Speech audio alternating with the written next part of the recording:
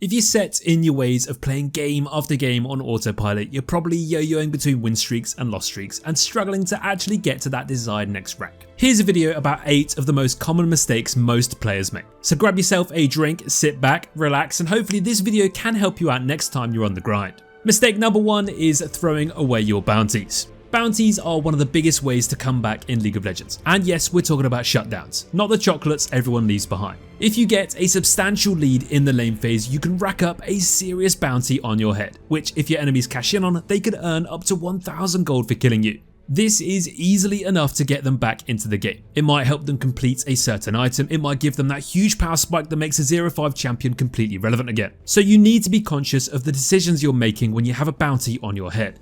Let's say for example you're playing AD carry and you're up in a ton of kills and plates and having the best of times. Then the enemy bot lane come to their tower and you dive them without even thinking about it, when they're worth very little gold. Plus the wave probably wasn't in the best either, so you've essentially gifted them a ton of money for no real gain. Now they come back to the lane with their mythic item, their jungler comes too, and all of a sudden they kill you again because you wasted all of your summoners diving them for no reason. Then they take the next dragon and your whole early lead is completely gone. Make sure you're always thinking about risk versus reward. If you are the big reward, then don't waste it. Be smart, keep the lead, and think about where and what to do next. Mistake number 2 is not playing your champion to its fullest potential. So many players pick certain champions because they're a bit broken, but they don't actually understand why or how they're strong. They just pick them and hope for the best. Time and time again, I've seen my lower ranking friends do this. For example, they'll pick a broken jungler. They build completely the wrong items, path in a terrible route, and max the wrong abilities. Yes, this is an exaggerated example, but it's just to stress how important it is to understand how to actually abuse the champion you're intending to. You might know how to play the champion, you might even have a ton of mastery on them, but if you don't realize what their best build is, which is making them so strong, you're literally making yourself weaker just because you're a bit lazy. All you need to really do is search up the best builds, do a quick few jungle clears in practice mode, and look up some of the best and worst matchups before you pick them. If you do need any help with those builds, runes and matchups, then don't forget that we're here to help you with these things, and so much more too, all in our desktop app. Mistake number 3 is not understanding when to reset. Now this is a huge one, because most players don't even realize they're making this mistake, and there's so many different ways that this can happen. First off, you've got overstaying for extra minions or plates, and then dying to ganks or even dying to your enemies when they get back from base. Then you've got recalling when the minion wave is in a terrible place. Now by doing this, you can either allow your enemies to completely freeze you out or give them free plates and lose a ton of farm to the tower at the same time. As a general rule, always try to recall on a cannon wave if you can, and just be mindful of the wave's positioning every single time you press B. Another big thing about not recalling at the right time is not spending your gold. If you're full clearing the jungle with 3k in your pocket, you're literally making your clear slower, plus you're going to be weaker when you fight or gank. Imagine you have a 700 gold bounty on your head, but you don't reset, your enemy does, and even though they're behind, they kill you because you have no items. It really is that simple. Finally, another mistake people make when not resetting is not getting stronger just in time for those objectives. It could be buying a stopwatch or a potion just before the Elder Dragon fight, or it could be simply buying your first item before the first dragon. Always think about those item spikes and make sure you've reset in plenty of time for that next big objective. Speaking of objectives, mistake number 4 is trying to contest every single one. This happens far too often across every single rank, and it's one of the easiest and most common ways to shoot yourself in the foot. Let's say you're jungling and the enemy jungler is taking Rift Herald, but your mid and top lanes have recalled or maybe even just died. 3 words, give it up.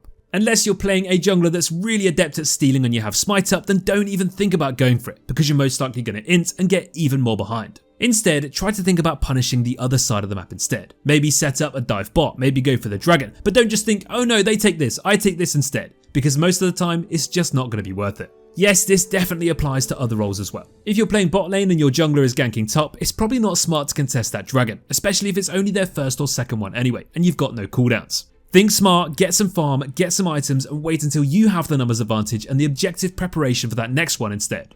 Mistake number 5 is always trying to be the hero. So many times in games you'll see players always trying to come to the aid of teammates in danger, and 90% of the time you just need to let them go. I know it can be emotional watching your teammate get caught solo in the river just before an objective, but if you try to help them and die too, well now you stand even less of a chance of winning that next fight. Obviously this won't always be the case. Maybe your teammate's close enough and can buy time for you to get there and slap that thresh lantern on their head. But in general, stop rushing to the nearest action at all times, and instead regroup, get some vision out, and try and stall for their respawn. Mistake number 6 is always trying to be the carry. Now this is one you're not going to enjoy listening to, but sometimes it's not your job to 1v9. Don't get me wrong, carrying solo queue is most of the time going to be up to you to play well enough to climb. However, in some games you just need to realise that it's not up to you. Whether you have a disgustingly unplayable matchup, whether the early game just went completely wrong, or whether you've been griefed and now you can't carry. Whatever happened, you need to sit back, relax, play as well as you can in those circumstances, and see if your teammates are up to the task. League of Legends is a massive mental test, and sometimes you will just have to give up and surrender at 50 if every single lane is just inting and your jungle is getting invaded. This will happen from time to time, yes, sometimes too often, and that's okay. Just go next, refresh, and get ready all over again.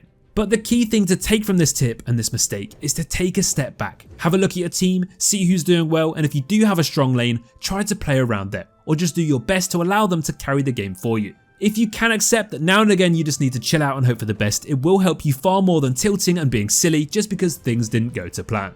Mistake number 7 is not using and establishing vision control correctly. We all know just how important warding is, but it's not just about randomly pressing your trinket button every time you see it up. I mean, that is better than not using it whatsoever, but if you're not doing that, well, there's another mistake for you already. Vision control really is key in all stages of the game, and let's cover the most simple version of when and why you should think about it. The first part is the early game. If you're laning, you want to try and time your ward whenever you think or you know the enemy jungler is pathing near or towards you. So for example, if you're playing top lane and you know the enemy jungler is on his way towards your side of the map, pop your trinket ward down around the time you expect them to be on their way, and judge this based on if they're a full clearing jungler or a ganking jungler. If instead you're the jungler, try to get a good ward out at level 1 to prevent getting invaded, or to see where the enemy jungler starts. Then press B, pick up an oracle lens, and you're good to go. These few examples just show it can be as easy as that in the early game.